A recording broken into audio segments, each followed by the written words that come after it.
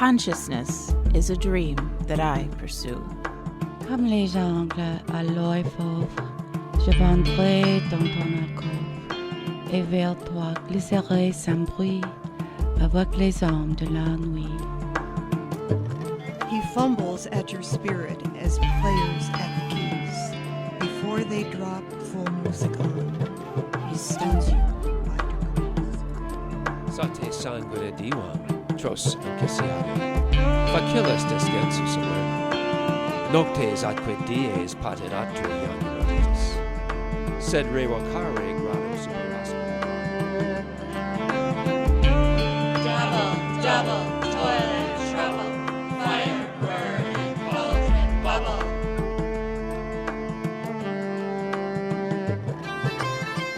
Full fathom 5, thy father lies. Of his bones are coral made. Those are pearls that were his eyes. Nothing of him that Come, sealing night, scarf up the tender eye of pitiful day. Light thickens and the crow makes wing to the rooky wood. Good things of day begin to droop and drowse, whilst night's black agents to their praise do rouse. Thou marvelst at my words, but hold thee still.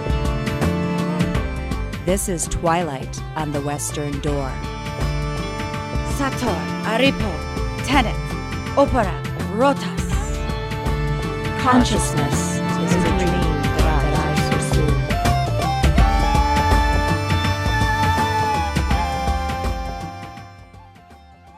This is Mason Winfield, the host of Twilight on the Western Door. I've been a specialist in subjects of the paranormal for most of my adult life. A lot of the initial impressions with which I came to this discipline have changed. I could probably come up with a top 10 list of my big surprises. None of them came as a greater shock than my realization that the gulf between classic folklore and apparent human experience may not be as broad as I thought. Case in point, the little people. I came to the study of the paranormal with a grounding in literature, folklore, and mythology.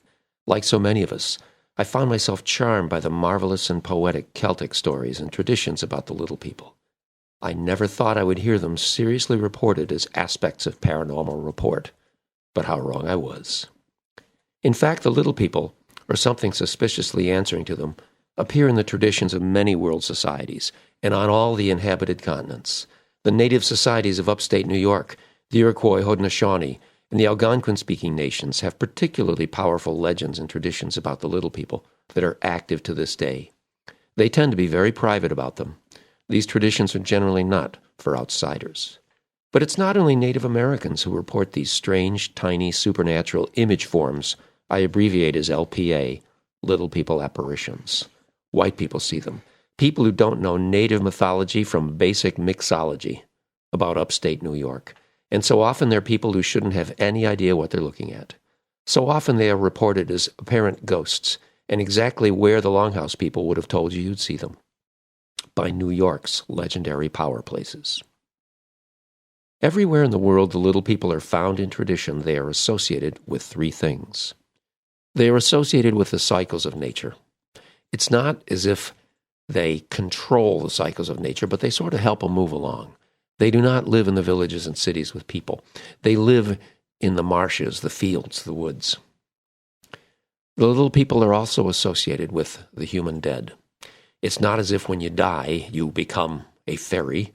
It's more as though the other world in which the fairies dwell is pretty close to the other world in which human spirits abide. And it's like the one realm can know about the other.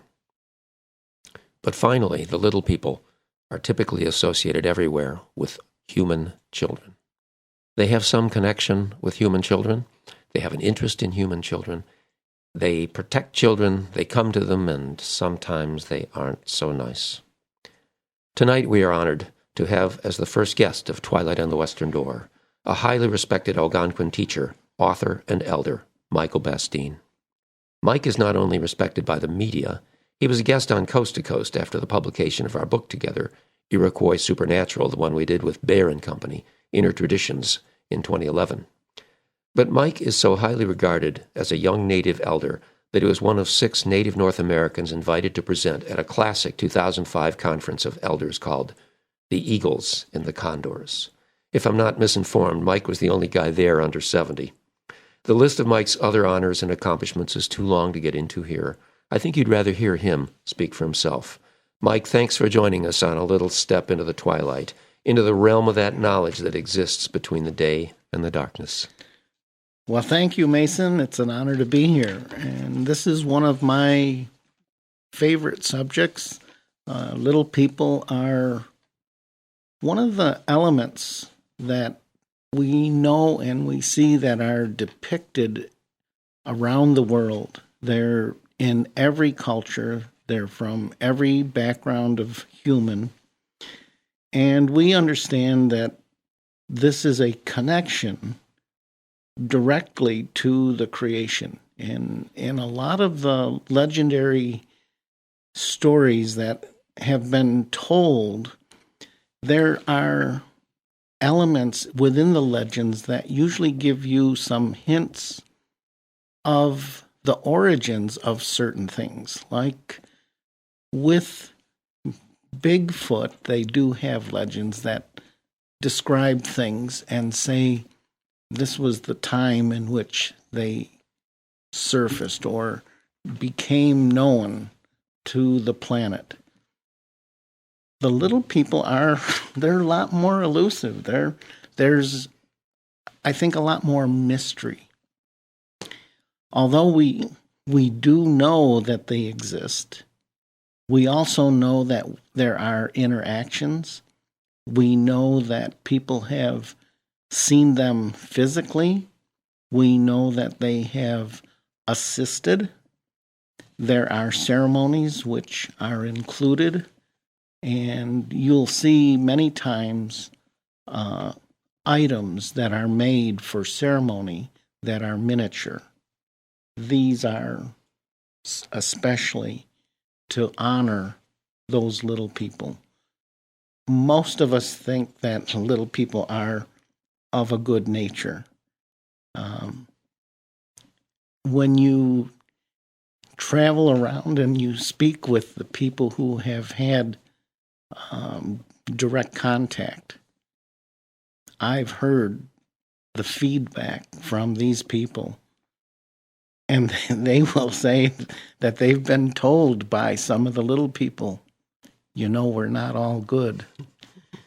So there's an admission there that, like humans, we have to be cautious. We have to be careful of who we interact with. And until we know and learn, that's an area of trust that we have to be careful with. But I know they are directly connected with around this time of year, midwinter. They bring in artifacts and things to honor the little people.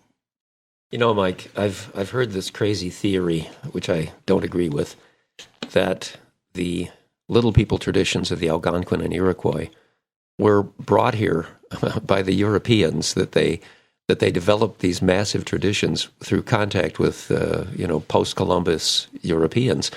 And, I guess I'll consider anything, but when you realize that they've got 1,000-year-old burials, graves, that have got these little implements, these miniature tools and weapons that were clearly made to honor the little people, it seems like that's one theory we can discount. Hey, one thing I want to ask you here, Mike, is why do you suppose the little people traditions are so private these days to some of the native nations? Well, I think in the modern time that we're in, part of it is people are hesitant to take ridicule. But when you're understanding and in the area and the subject of what you're speaking on, it's also a respect element that the native people hold. The native people know that certain subjects, it's tied very closely to, because I have seen, and actually I have a few miniature false faces. And these false faces are typically things that you would use in ceremony, that you would participate with. So I know within those structures of that inner part of the societies, and they could be referred to as secret, I personally like to prefer to refer to them as sacred. And by keeping something sacred means that you hold the highest respect. You won't show off, you won't talk about it in places and areas that would draw ridicule, that would set you up for having to face the kind of treatment that is disrespectful. So that's why we're careful about how we speak about this. I get it. You know, I remember about 10 years ago we were chatting once, and I didn't get the situation all that well, and I was prodding you. I'm going, come on, Mike, tell me about the little people. Tell me something about them. Come on. And I prodded you. And I won't say you looked like you were mad at me, but you definitely were getting a little bit impatient with me. And you phrased it in a way that really helped me learn something. You said, you know, just because I have this knowledge, it doesn't mean it's mine to give away.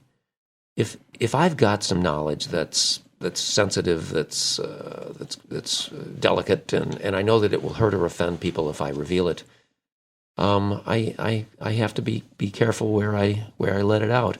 And you really helped me grow from that, you know. And I really started to understand from my own perspective that, you know, and I would be the same way. I just didn't get it, but now I think I do. Hey, Mike, I wanted to ask you here. Do you guys think that the little people are still pretty active out there? I mean, is this something that is diminishing, the activity of the little people? Is it something that's harder to find these days? Are they gone? I mean, what do you think? No, they're alive and well, and they're active all the time with the people who respect and preserve the sacredness. You know, people would like to enter into these circles, but we need to know why. It's not entertainment. And the reasoning behind that is because if we would start to open doors or allow people to come in to places that would start to becoming disruptive to these activities, to the people, and these are people. Just because size is something that we look at to kind of differentiate, these are people. And when you recognize the fact that we are honoring or respecting this group of people, then we have to be cautious about who we take with us.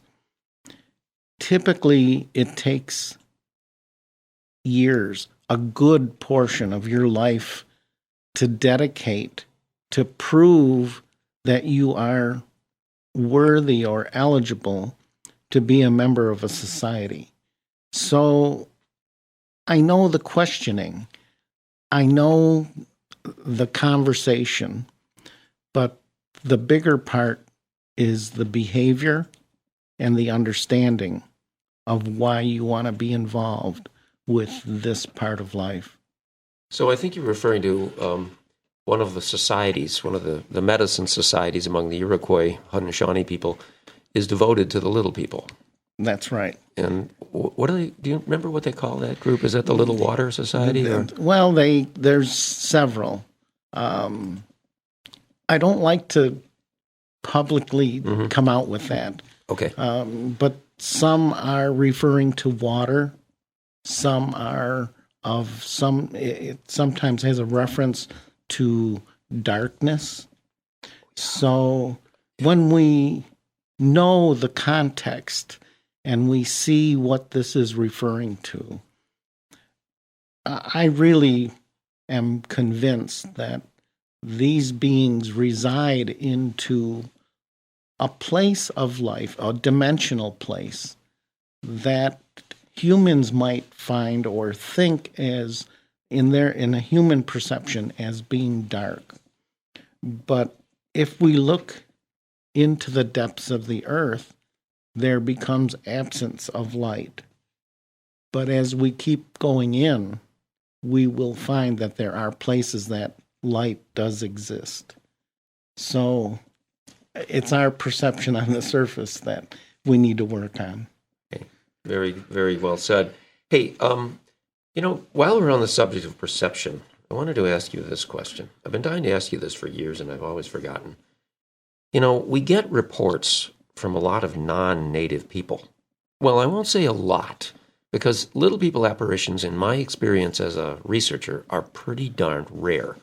When you look at the pile of them in the last 200 years, they look big, but, for every 2,000 ghost stories I get from interviewing the general public, I may get one that's certified to be a little person story.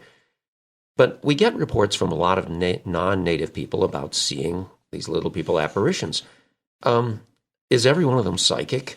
Do you have to be a special person to see the little people, or do you sort of have to be in the right place at the right time and keep your eyes open? What do you think? I think it's a combination of all of those elements that you've talked about. You also need to hold a certain level of comfort. If you're exposed to this and you have fear or you're not comfortable, typically they will not continue to make the contact or make themselves seen or known. So they are concerned or take it into consideration of who and what they are interacting with. The classic collections of folklore, Harriet Maxwell Converse, Arthur Parker, some of the classic collections, they refer to the little people in 3 different nations. I think we've got the flower, the ones associated with the flowers. We've got the stone throwers. But they talk about the 3 classic societies. What do you think about that? Are we still getting all 3 these days? I believe that all 3 are still intact. And when we start to research or we start to pursue those questions, that information is, what's their purpose? Why are they interacting with humans? They're really, it becomes much more complex. But that's why I believe the societies that have maintained that sacredness about them is partly that we tell stories to inform people. Mostly our people tell the stories within their own societies and their own tribes and nations. But as we take it a little bit further outside, that's the part where we see that they are so closely tied to this creation. And the creation element that we recognize as physical also has a non-physical. So we're starting now to move into what probably physicists would say you're talking about quantum elements. And the quantum elements in scientific terms are theory that they have. We don't base our interactions with theory. We want the actual elements to be reflected. So when we're describing or talking about these elements, those people, the little people, are actually these things that are here to sometimes protect places on the planet.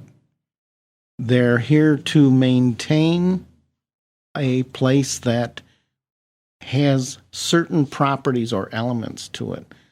Sometimes humans look at that as vortex, but these are places that are required to be protected and not be disturbed. And this is what part of their responsibility is.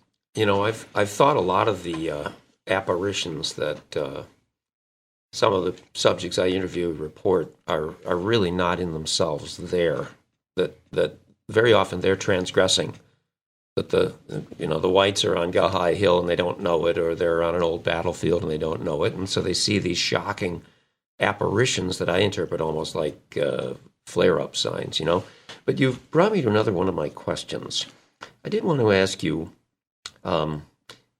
where, if somebody wants to go somewhere that's where they might see little people, I'm not suggesting that that's a strong likelihood, but in other words, where do we get most of the reports? Where do you think, what are the sorts of places that the little people hang out at? What's, you know?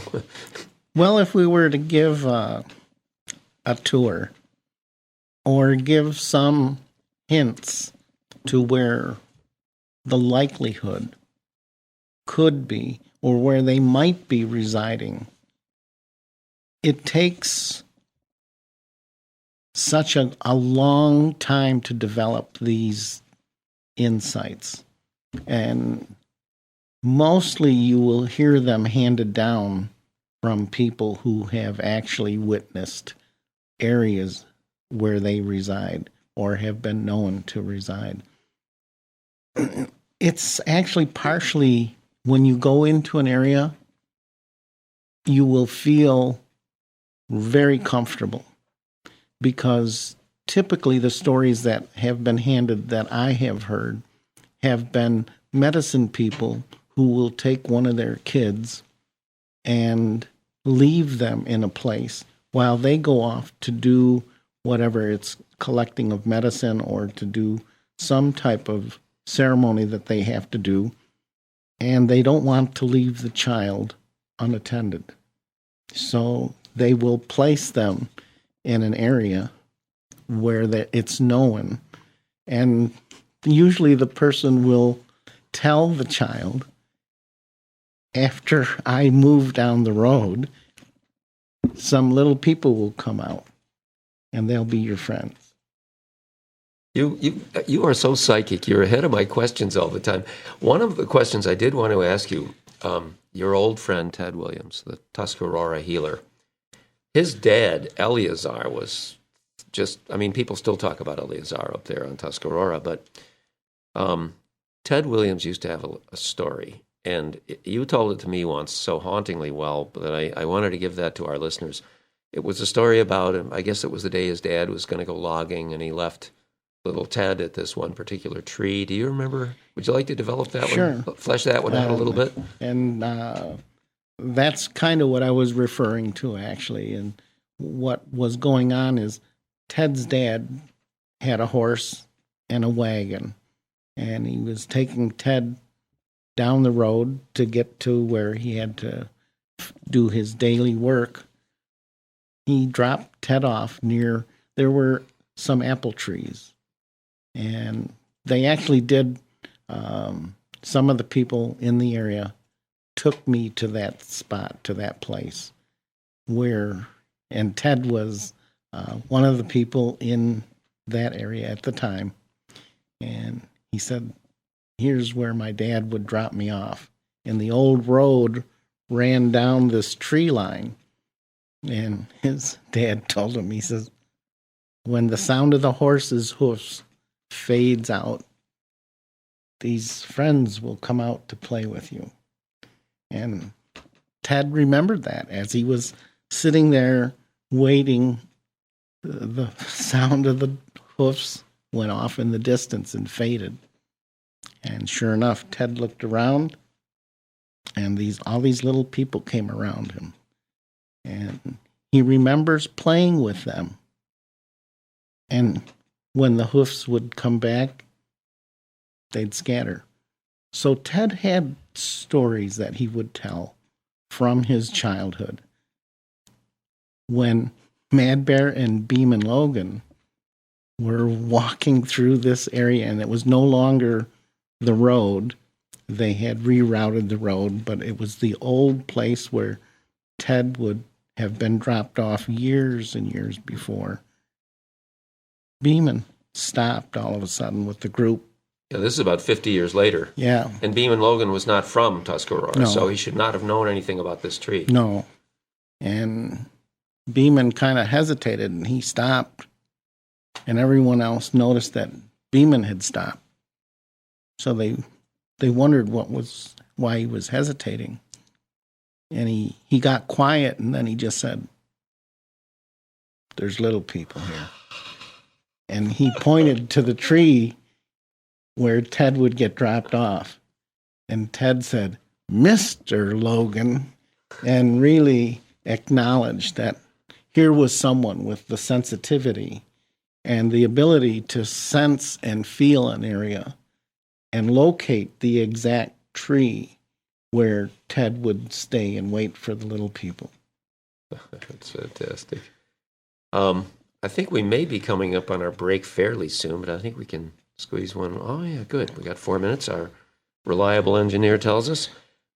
Mike, while we're on the track of some of Ted Williams' recollections, do you remember the story about Ted Williams used to carry marbles around with him? Do you? And every once in a while he'd just get the slingshot out. Do you remember that? Do you remember that one?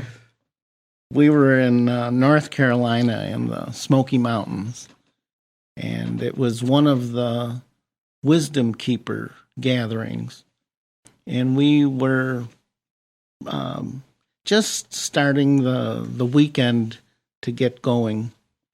And one of the elders that was there, her name was Bertha Grove. Ted just loved Bertha. And, you know, these guys, I refer to the elders, they're such an incredible group of humans. And Ted always wanted to do something with Bertha that was a little out of the traditions, but it was connected to the elements. So he whipped out the slingshot and he said to Bertha, he goes, "Grab that." She took the slingshot and he reached in his pocket and he pulls out a handful of marbles and he goes, "Send a few of these out to the little people." So she did, and she sat there and she fired a few marbles out over this ridge, out into this valley. And as I observed this, I'm just humored by their way of saying, you know, we don't have to walk down there. It's a pretty rough terrain. But that was Ted's way of delivering some of the marbles to the little people. I'll tell you, that's cool, because that's an old custom among the Iroquoians, that these shiny, translucent objects like glass, crystals, had orenda. It was the power, the good power of spirit. And they found a lot of these things in the old graves and made them, made the suits deduce that these were also offerings to the little people. Mike, I find that absolutely fascinating. We're coming up on our break, and I don't think we need to thank anyone but our reliable engineer, Scott, and our loyal friend, Dale, who are helping us produce this program. Take a little break here. This is Twilight on the Western Door.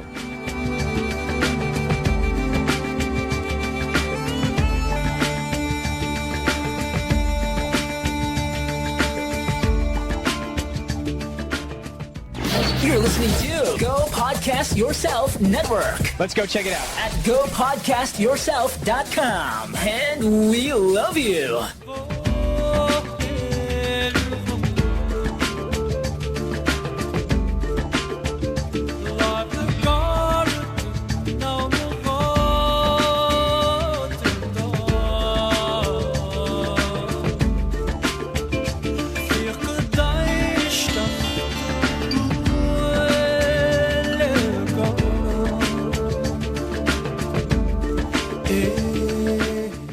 Yes, we thank you again for surviving the break and joining us with Twilight on the Western Door. We thank also the haunting credits of the band we admire so much, the Afro-Cal Sound System. Their music sounds like what we're trying to do. With my guest, Michael Bastine, Algonquin elder, teacher, mystic, and activist. Mike, you're still here with us, I gather? Oh, yeah. Wonderful. I thank you so much for your complete and thorough answers in the first half of our program. I want to get down to a few more little specifics here, maybe a few incidents you recall from people you talk to, if you're free to talk about these mysterious apparitions, entities, whatever you choose to call them, the little people. Hey, before we go any further, Mike, do you think the little people are they physically real, or are they apparitions like ghosts? Well, that is probably one of the best and most asked questions, and I think they fall into the same category as Bigfoot. And my understanding, and this is where I guess each human who learns about these elements, we will do our own research. Some is exchange information with other people members of societies, and sometimes we go off on our own. And I believe that little people are gifted with an ability to transition. They can move between dimensions. They can become invisible. And they can manifest into the physical. It's part of the creation that they represent the orenda, the essence of this life. Humans, we can transition, but once we're stuck into the physical plane, we know the other plane exists, but we have difficulty moving into that other plane or recognizing that. These beings are designed to do that. This is what they're here for. Just as Bigfoot has its purpose, little people, which we think are tied specifically into excuse me, they're tied right into these microcosms. These are the elements of the life that are in the finer points. So if we were looking at the example of Grand Canyon, and yet it's a large scale part of life, the little people take care of these microcosms. They're much finer detail, and it's a part of life that we can only seem to connect with when we become very quiet and we become very calm. Bigfoot would probably give you some other elements that would come in if you were looking to try to connect with them. But the little people have this delicate character to them. And it's on the finer points of life. So those are the ones that we have to focus on when we're entering in there. You've heard the phrases, bull in the china shop. Yeah. So of myself often. So we have to look at these components, these elements of sacredness, to move in there in a very gentle way and a calm way. Wow, that makes so much sense. You know, you think of all of us with our cell phones and our headphones and our fast lives and our our details, and I mean we're like stuck in the left brain all day, or else we don't make our lives work. We are just moving too fast, even when we're in places where we might be able to encounter these beings. We're just not ready to see them.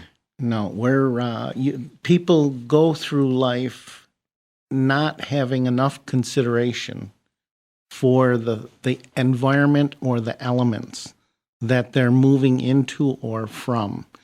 And these become the places where the ceremony, when you're going to do the ceremony, you make your offerings, or you may even put marbles out to say, this is my invitation to you. Interesting. Yeah. Interesting. I'm going to remember that. Mike, I remember you telling me once about a personal encounter. Maybe you've had more than one, but you told me about this one personal encounter. You were going through the Ozarks with Mad Bear, I believe, and you told it wonderfully. Do you remember that story? I'll never forget that. We were and coming back. Mad Bear, for the benefit of the listeners, Wallace Mad Bear Anderson was a very famous Tuscarora healer, medicine man, activist.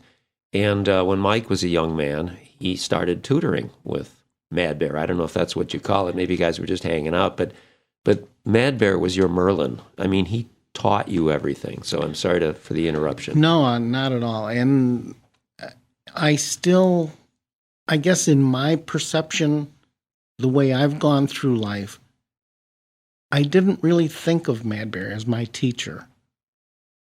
The relationship that we had, it was more, I was the new kid that came into that circle, and I saw that he needed help around the house.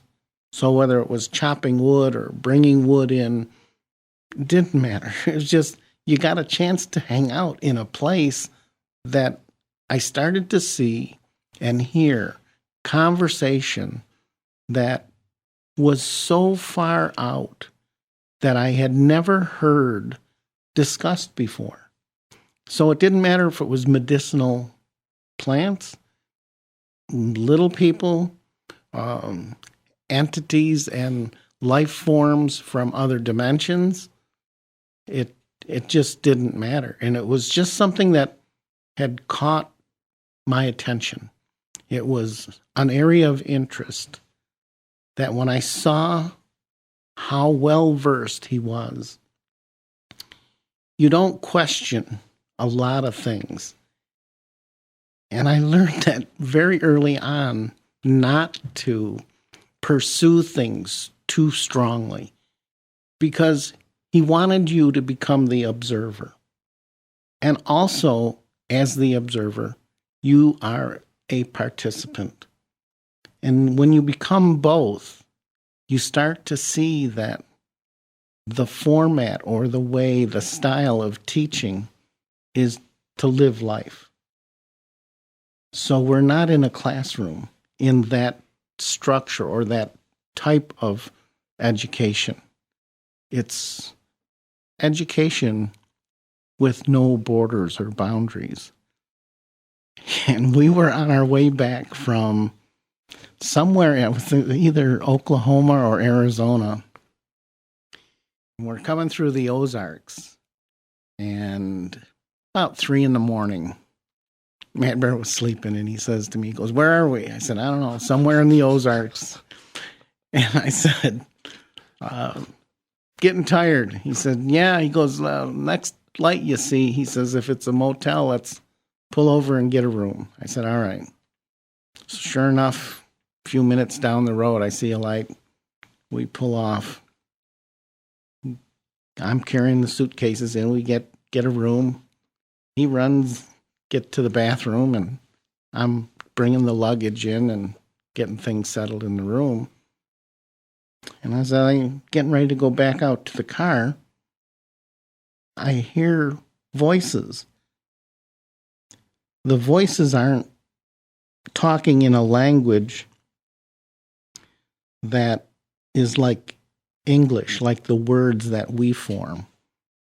But it was more, I'm going to say more of a melody. Or if we hear ceremony and people are using words that are not English words. It was a high pitch, the best sound that I can kind of recreate was it almost sounded like children playing, but with a structured sound to it. So it was a sound like, but just a high pitched voice. So I heard that and I went over to the bathroom door. I said, "Hey, Bear, something's going on here." I said, "I've never heard this before." So he came out, sat down and listened. And they did it again. He said, "That's little people." He said, "Our leftover food out in the car." He said, "Go get that and lay it out under the tree on a napkin." Now, this was very early on with my adventures with Mad Bear. And the first thought came in is, why me? And then that went away. And it almost was just like automatic then. It just said, oh. He said, lay it out, put the food there under the tree. He said, they love it when you leave food for them. So I came back in the room. We sit there. I hear the sound again. He said, we'll give them about 20 minutes. So we waited, heard the voices, the sounds again. He said, go out and take a look and see what's out there. I went out. All the food was gone. Picked up the napkin, and I just said, they took everything. He said, yeah. He said, they love it when you give them food. Oh, that's fantastic. Well, here's one for you, Mike.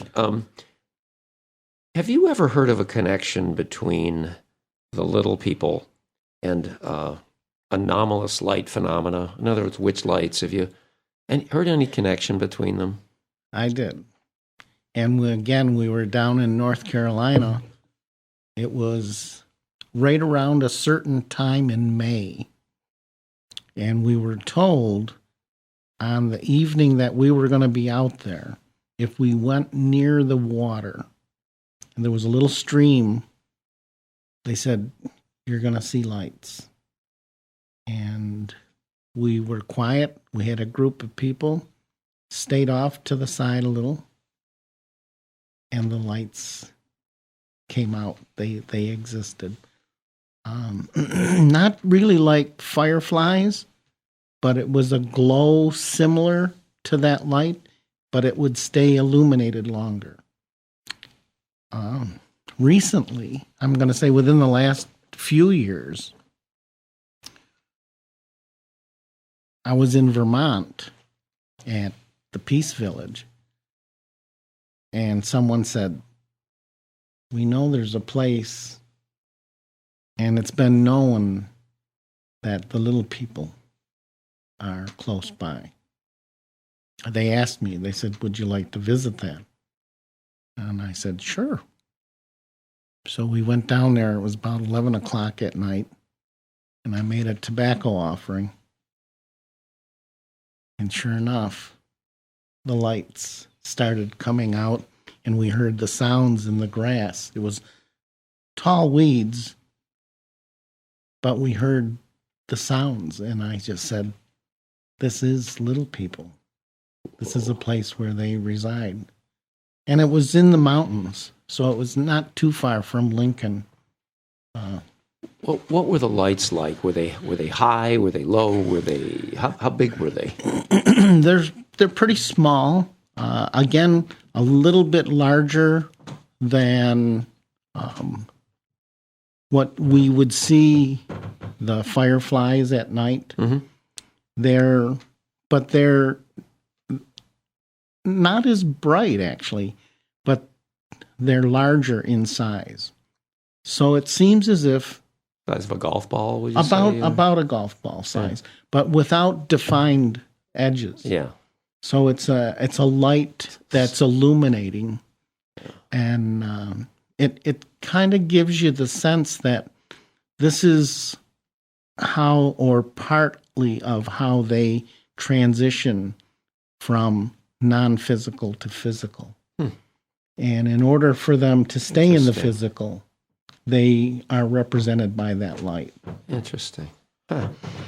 Well, we have to get a little bit into the dark side here for a moment. Some of the scariest stories I ever get told, people are always asking me on talks and tours, what's your scariest story? What's your scary? I just can tell them, look, I've got a top 10, and most of the top 10 scaries involve either Native American supernatural material or children. And when they overlap with the children, they're usually involving the little people. And I have a couple of stories I tell on my tours that just make people's jaws drop and their hair stand up. Do you ever recall hearing anything about a kind of an unsettling encounter between children and little people? There are, but I have not had any personal stories from people who I know involved that would be unsettling. Supposedly, one of the major events in our past, and it has to do with the mounds in Ohio, that there was a connection to the Haudenosaunee people, and by accident, one of the Haudenosaunee people had killed a little person. And in that accidental death, it was not something that was perpetrated to cause harm. The little people, it was the son of one of the chiefs.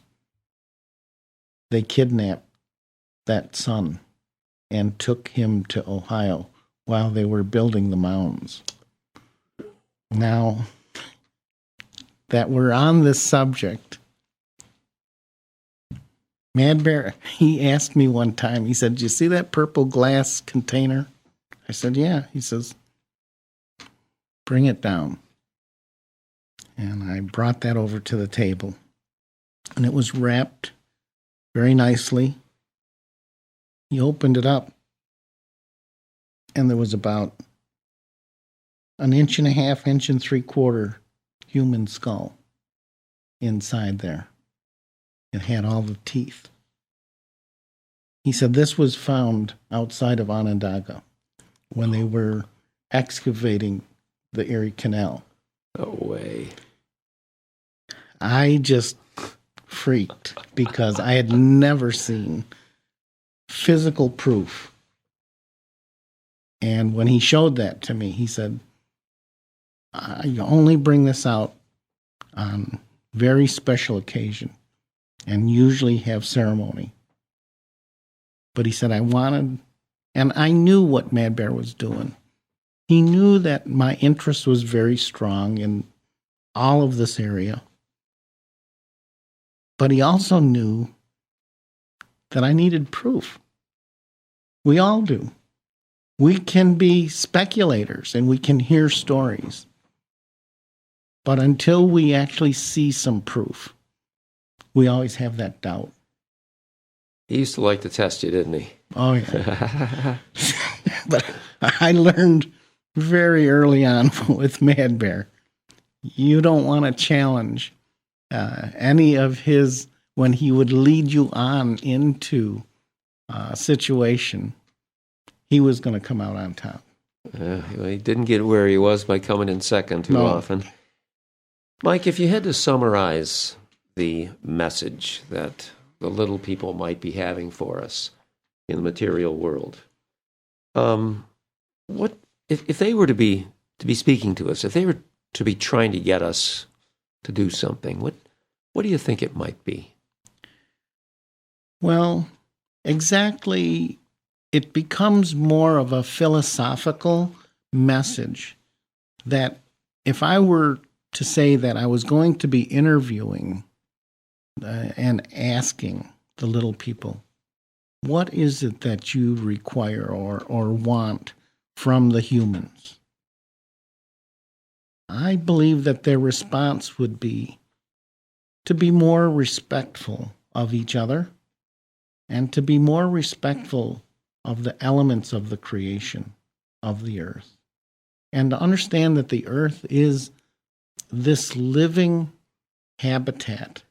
It's not just stone and sticks and physical components. This is why the little people are here. They are tied very closely and a part of that orenda, or the life force that exists within the planet. I believe that's what they would want us to hear. The message from them is take better care of this place. Oh, you got that right, brother. I think I'm going to have to close here. I do have a couple of stories of my own that I can tell about the little people, but I feel very strongly that this is Michael Bastine's program, and we don't need Big Daddy White Guy here telling a few of his own stories, I hear our very mysterious and entrancing closing credits fading in. I hear our very mysterious and entrancing closing credits fading in, for which we thank again the Afro-Celt Sound System, a Scottish African fusion band that we admire so much. Their music sounds like what we mean: mood, merging, and mysticism.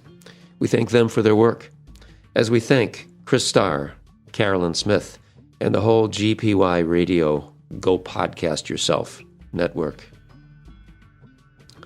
Most of all, we thank our revered guest, Michael Bastine. If you want to get a hold of Michael for speaking appearances, media appearances, anything like that, you can contact us through either our website, twilightonthewesterndoor.com, get us through our Facebook page, Twilight on the Western Door. But otherwise, until we meet again, shine in that light whose smile kindles the universe. Work every day to make this a better world. Thank you, Michael. Thank you, Mason. It was an honor to be here, and I enjoyed this conversation and hope to do it again.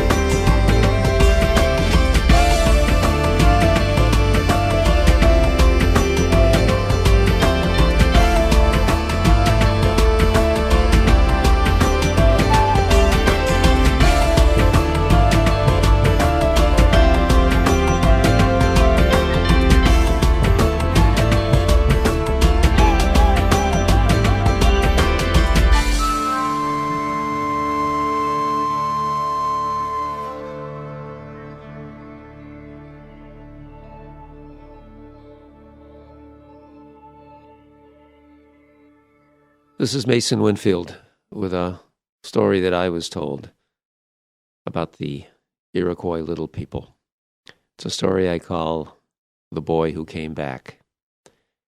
And I was actually told this by a white guy who was actually at an art opening, and everybody kept coming to me and going, the artist's brother over there, he's got this great ghost story. Oh, man, it's such a great ghost story and all this stuff. And, so I went over and chatted with the guy, and it turns out that it wasn't a ghost story at all he was talking about. It was actually a little people story. And Before I commence the story, I need to tell you two things about the language of the Seneca. First of all the 6 Iroquoian nations that are in the Iroquois Confederacy, each one has its own language. There's Tuscarora and Mohawk, and the languages are closely related, but some of the time they're mutually unintelligible.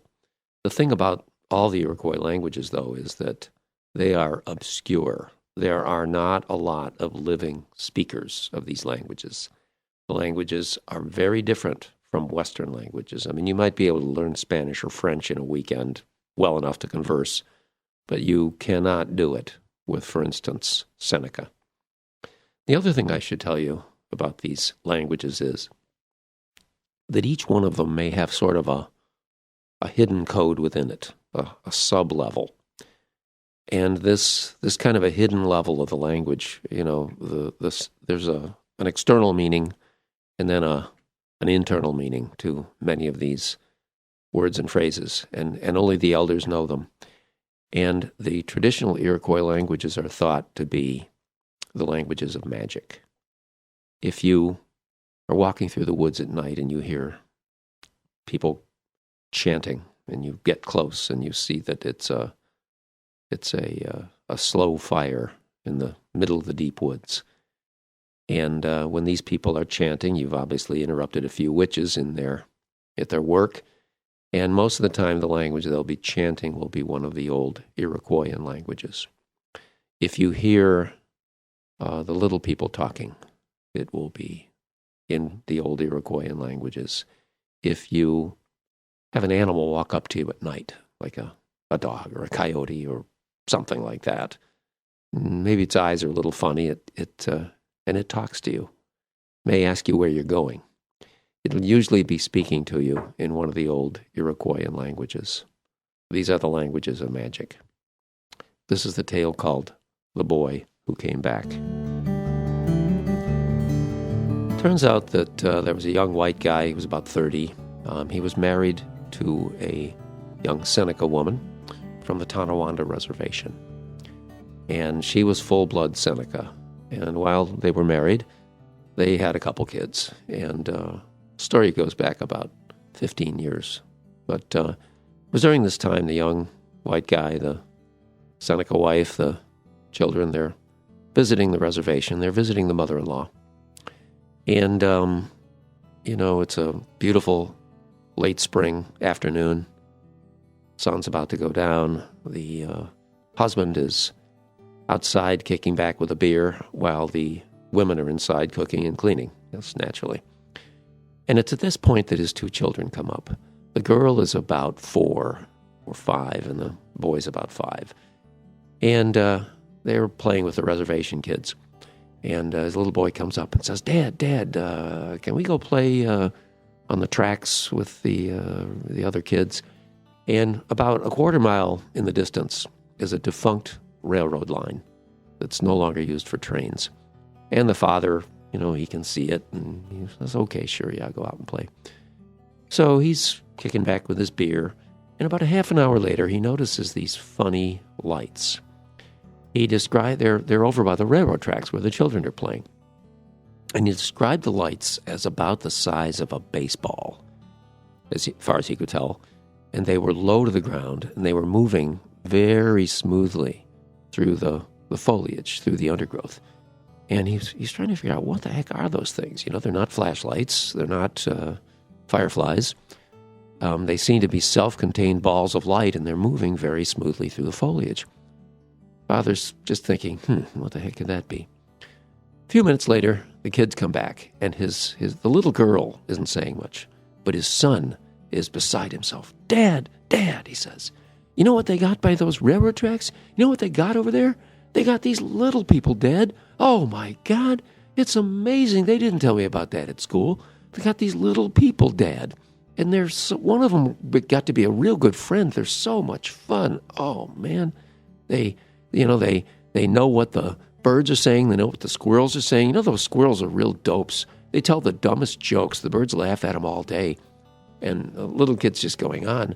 And at about that time, the grandmother comes storming out of the house. And they've never seen her mad before. She's a lovely woman. They've never seen her mad, and she's furious.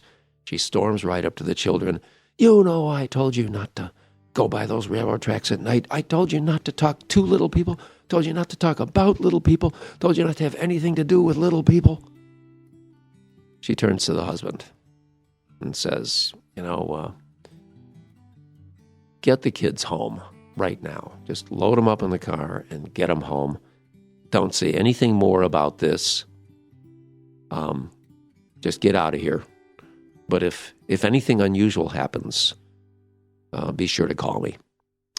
So the father, the white guy's just thinking, what's going on here? So anyway, they load the kids up, off they go, they get home. The father remembered that night in their apartment as being the strangest night he had ever spent anywhere. They were living in a second-floor apartment with a big windows overlooking the driveway, and the father kept waking up. Every 5 minutes, it seemed like he woke up with a sense that there were people in the driveway outside. He would always go to the window, look out, couldn't see anything. Well, that was all he noticed. But in the morning, at breakfast time, the little boy comes up. Dad, you know what happened last night? You know what happened? You know who was back? It was those little people, Dad. The little people from Grandma's house. They were back. They were outside. They were trying to get me to come out and play. Oh, Dad, I really wanted to. They were having so much fun out there. I really wanted to. But I remembered what Grandma told me, and I wanted to be a good boy, and I knew I better not go outside, but I really wanted to, Dad. It was really hard to make myself stay inside. Uh-oh. So the father calls the grandmother back on the reservation, tells her what happened, and she says, oh, well, I was afraid something like that might happen. Okay, here's what you got to do. Get the kids in the car, get them out of the house all day. Don't come back till dinner time. Take them to a park, take them anywhere. Leave the door to the place open. I'll get some help for you. And just make sure you do everything I tell you to do. The father goes, okay, I get it. So they take off for the day, and end of the day they come back to their apartment. And, nothing's been noticeably moved or changed, but it feels different. And there's a very funny but pleasant smell in the air, like somebody had been burning some very sweet-smelling aromatic wood, like sage or cedar. I mean, someone had probably done a clearing. So anyway, nothing was said about this for quite a long time. About a year later, it's the same time of year. The father is back at the reservation. He's outside. He's having a beer, and it's around the end of the day. And he's looking off towards the tracks, and he sees these lights again. Handfuls of these funny lights. And he remembers the strange tale of the year before. And it's about that time that the Seneca mother-in-law, the grandmother, comes out and sits beside him. She says, something happened here about a year ago, and I'm sure you have always wondered about it. You're not from the reservation, and you don't know the kind of traditions we have, but we have legends and stories about little people. And on the reservation, they tend to like to hang out by those railroad tracks.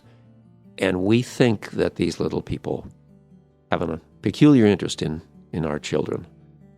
They come to children, they play with children, and sometimes they take them away. About 5 years ago, we lost a boy. He was a 5-year-old. He was right where your kids have been playing. He was on those tracks, he was with the other children, and suddenly he vanished. He just vanished. We turned the reservation upside down. We had teams, dogs, everybody. There was no place he could have gone, and yet he was gone. And a couple of days later, he turned up. It was around dawn. He turned up knocking on the door of a neighbor's house. He was a little bit cold, but there were a couple of real peculiarities about him. I mean, one of them is that for a kid who'd been lost in the woods for 5 days, he was in beautiful shape. I mean, he wasn't hungry. His clothes were clean. His hair was combed. Strangest thing we ever saw. But the other peculiarity was that this 5-year-old boy had forgotten how to speak English. he was speaking fluent Seneca. It was as if he had completely learned the new language in just a couple of days. It was months before his English came all the way back.